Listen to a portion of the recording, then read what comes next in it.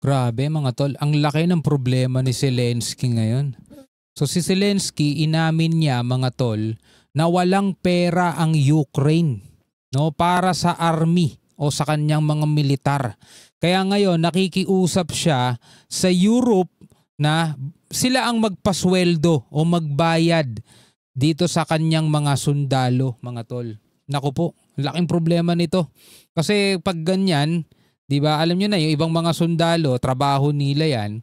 Kailangan nilang kumain, yung pamilya nila, lalo na yung pamilya nilang maiiwan pag may nangyari sa kanilang masama. Anong makukuha, 'di ba? Kung walang pera mismo ang kanilang bansa na ipinaglalaban. Sabi rito, Ukrainian President Volodymyr Zelensky will urge European partners to help fund higher wages for his soldiers fighting Russia's invasion.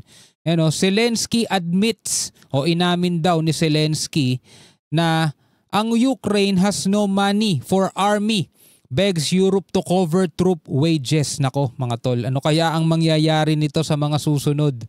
No, yan ang ating aalamin. Bigyan natin to ng reaction video and commentary. No, at syempre huwag nyo kakalimutan mag-subscribe, click nyo na rin ang notification bell para ma-notify kayo whenever na may mga bago tayong reaction video tulad nito. Huwag na natin patagalin pa, panoorin na natin to mga tol. Now, Ukraine's war chest is running dry. It is facing some surging costs and President Zelensky is demanding European wallets should open wider and not just for weapons but to put cash directly in the hands of the Ukrainian soldiers to pay their salaries. Kumbaga, European niya talaga ang sasagot, no? Hindi lang para dun sa mga armas na kailangan ng Ukraine laban sa Russia, kundi pati yung mga sahod, no, ng kanyang mga sundalo. Ayan sabi balikan natin. Zelensky is demanding European wallets should open wider and not just for weapons but to put cash directly in the hands of the Ukrainian soldiers to pay their salaries. Pay their salaries. Pangpasweldo sa kanya mga sundalo. The battlefield is being matched now by a diplomatic firefight over who should foot the bill for Ukraine's war effort. Kaya pala todo effort ngayon ni Zelensky mga tol na na makipag-negosasyon dito sa Russia para magkaroon ng ceasefire o tigil putukan. Kasi talagang parang nahihirapan na sila mga tol, napakatagal na rin itong bakbakan na to. No, habang si Putin naman hindi interesado sa ceasefire laban dito sa Ukraine. Take a look.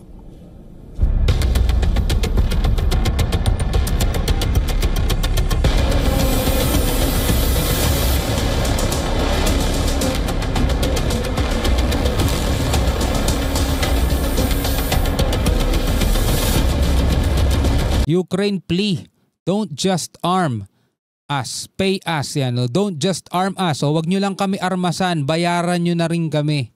No? Europe faces pressure to fund Ukrainian troops.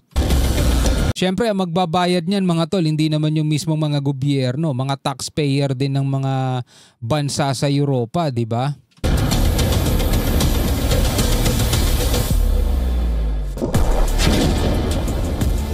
Zelensky isn't just fighting Russia and Ukraine's war runs out of cash. More. He's fighting to keep his army paid. The battlefield has shifted from trenches to treasuries, and Ukraine's president is knocking on Europe's door with an uncomfortable request: fund our soldiers. Fund our soldiers. Yun na yung request ngayon ni Zelensky mga tol. Ang hirap talaga mapasabak sa isang laban, lalong-lalo na kung ikaw ay isang maliit na bansa lang, tapos ang makakalaban mo is sobrang higante. Kaya yung mga nagko-comment dito sa mga sundalo natin, iniisip nyo ba na kapag lumaban ang Pilipinas sa China, talagang 100% tayong popondohan ng Amerika? Ano sa tingin ninyo mga tol? Baka maging next Ukraine nga naman talaga tayo. Tama yung sinasabi ng iba, di ba? Kaya tama lang din yung ginagawa ng ating mga sundalo. Di ba? Kailangan muna nilang magpakatatag, kailangan muna talaga nilang magpasensya, habaan pa nila ang PC nila. Kasi mga kapatid, hindi naman din ganun kayaman ng Pilipinas. Do maraming bansa ang sumusuporta sa atin. Ito nga mga tol, sinusuportahan na ng European Union, no? 'Di ba? Sinusuportahan na to ng Amerika mga tol, pero tignan nyo ngayon kung ano nangyayari sa Ukraine. Laban kay Putin o sa Russia. Kung tayo mapapasabak sa China mga tol, baka maging next Ukraine nga naman talaga tayo. Kaya sana sinusuportahan na din natin yung ginagawa ng ating mga kasundaluhan. Diba? Sila nga nagbababa ng nila Nagbababa nga sila ng ego nila kahit na masyado na silang nagugulpe sa ginagawa ng China diba? Pero hindi nila ginagawang pumalag. Ang daming hinaharap ngayon ng ating bansa. Diba problema pa nga natin ilang bilyon ang ginastos para sa flood control.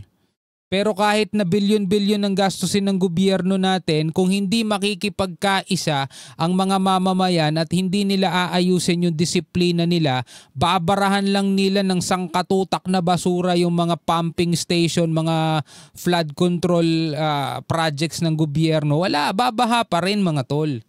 Hindi matanggap yan ng mga mamamayan na hindi lang gobyerno ang kailangan umasikaso niyan kundi tayo ding mga mamamayan. Ang problema mga tol, lahat ng sisi ibinabato natin sa gobyerno kahit na sino pa iupo mo dyan. Kahit na sino pa. Sa loob ng 1 linggo, 2 linggo, 1 buwan, toneladang basura mga tol ang kayang ipunin ng tao. Imagine mo yan kung yan itatapon lang natin sa mga estero, sa mga kanal, babara yan. Kaya pag umulan, babaha pa rin. Diba? Tuloy natin to. This comes as Ukraine's entire frontline is facing a collapse. Fight corruption, not Nabu.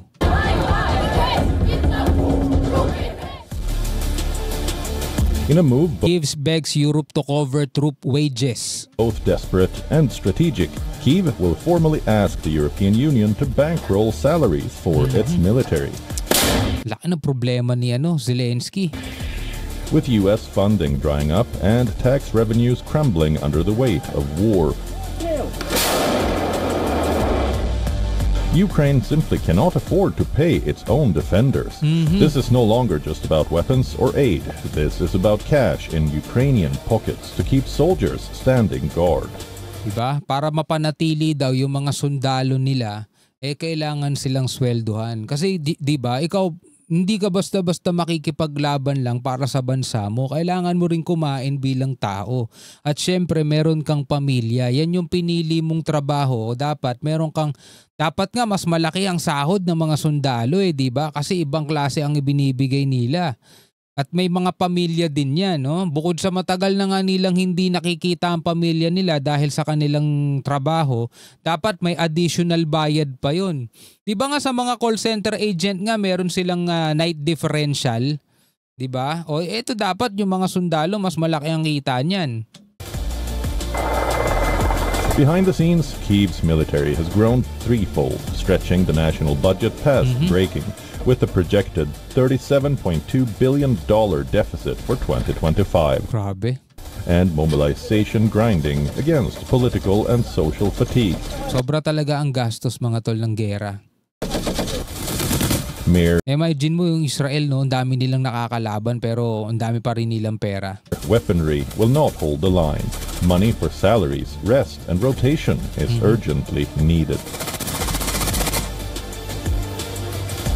Amid this tense standoff, another disaster looms. The much-heralded Patriot missile systems, promised as Ukraine's salvation from Russian missiles, are mired in delay. Europe's leaders scramble, but the hard truth bites. No Patriots will arrive before spring 2026. Nako! Further compounding the defensive crisis. Bureau report. Hirap ng kalagayan ni Zelensky mga tol.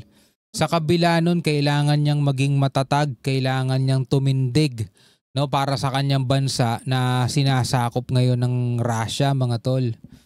Ewan natin kung saan magwawakas to, Hindi natin alam kung saan matatapos to.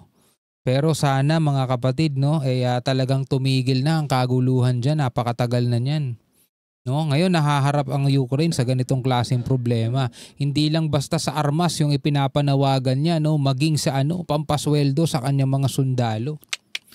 Kaya nga tayo mga tol, di ba, nakikita natin, pinagmamasdan natin, napapanood natin kung ano ang nangyayari dito sa mga bansang yan, sa Middle East, sa Europa, di ba? O ngayon dito nagkakagulo na rin. Southeast Asia, sa Thailand at saka ng Cambodia. Hindi natin nais magaya sa mga ganyan. Dito pa lang sa Pilipinas, meron tayong mga pinoproblema di ba? Anyway, bilang mga Pilipino, ano masasabi niyo dyan? Comment na lamang kayo sa ibaba. Hanggang sa muli, ako nga pala si Shobal D. Peace out.